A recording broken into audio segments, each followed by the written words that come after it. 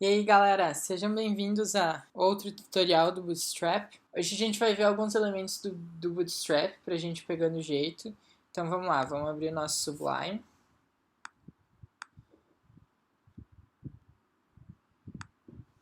Com o botão direito aqui no Sublime a gente vai criar um novo arquivo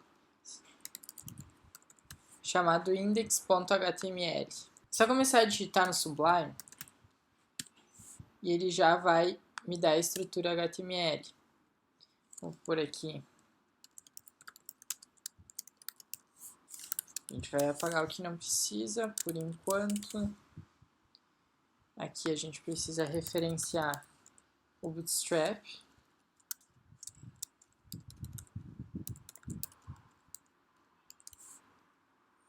E referenciar o Boots. Primeira coisa que a gente vai fazer então é criar uma div com uma class chamada container. Dentro dessa class vai ter todos os nossos elementos. O primeiro elemento que a gente deve ter em mente é o row. Significa uma linha no nosso layout. Essa linha, então, ela é dividida em 12 colunas. Por exemplo, se eu quiser que um painel ocupe 4 colunas, eu vou então criar uma div class col. Fazendo assim, essa div vai ocupar 4 colunas, porque eu coloquei col 4. Mas e o que é esse XS? Existem vários tipos de nomenclatura para as colunas. Eu tenho o XS, o MD, o SM e o LG. O XS é para telas muito pequenas, como os smartphones. O MD é para telas médias. O SM é para telas médias também, mas um pouquinho maiores. Por exemplo, tablets um pouco maiores, notebooks de 13 polegadas. LG, Large, é para telas maiores. Mas qual é a diferença de tudo isso? Por exemplo, eu posso ter um col XS4, ou seja, ele é uma divisão que vai ocupar 4 colunas quando a tela for pequena. Mas eu posso dizer que quando a tela for média, ele ocupe, na verdade, 6 colunas e não 4. Então eu posso deixar a minha div assim. Para a gente poder visualizar no navegador a diferença das colunas, nós iremos estudar outro elemento chamado panel, muito importante para os nossos próximos tutoriais. Então vamos criar aqui um div panel default. Vamos criar um cabeçalho para o nosso panel. Então vamos pôr uma classe de panel heading. Um panel title.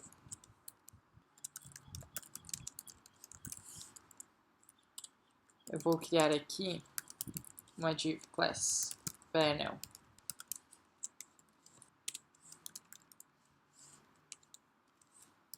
e uma div class panel footer. Será o rodapé do nosso painel. Então, alguns elementos para a gente verificar aqui. Primeiro é a div do painel. Essa div ela vai incluir tudo que estiver dentro do painel: o corpo, o rodapé e o cabeçalho. Essa outra classe, panel default, representa a cor do painel. No Bootstrap, nós temos várias cores. Nós temos success, que significa a cor verde, warning, laranja, danger, vermelho, info, azul e default, cinza. Essas são as cores que o Bootstrap nos permite utilizar. Então, se a gente colocar aqui um painel success, ele vai ter a cor verde. Se a gente colocar aqui um painel warning, ele vai ter a cor laranja.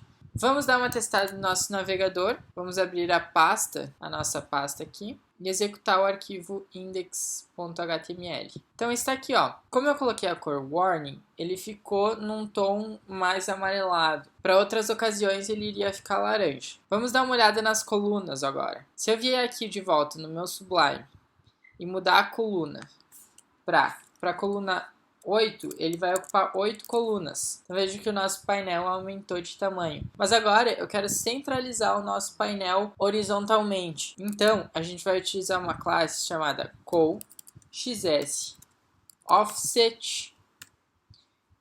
2. Ou seja, a coluna ocupando 8 colunas vai iniciar no número 3. Ela vai pular 2 colunas e então ela vai ficar no meio. Por quê? Se o meu container é dividido em 12 colunas, eu tenho 8, sobram 4 colunas. Então seriam 2 colunas de cada lado. Então eu ficaria com a minha coluna do painel centralizada.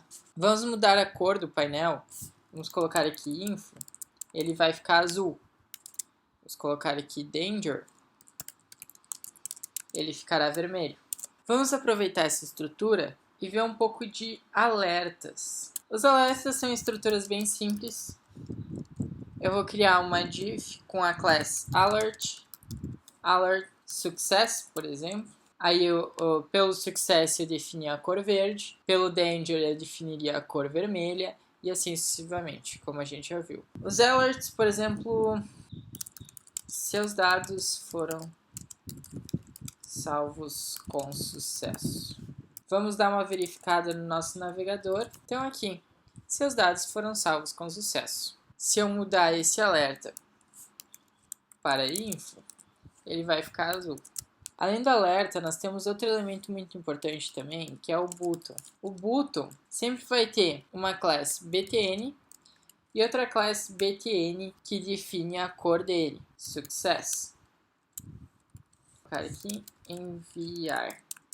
Se eu quisesse que esse botão ocupasse todo o comprimento do nosso painel, eu iria colocar uma classe chamada btn block, ou seja, ele iria ocupar todo o comprimento do nosso painel.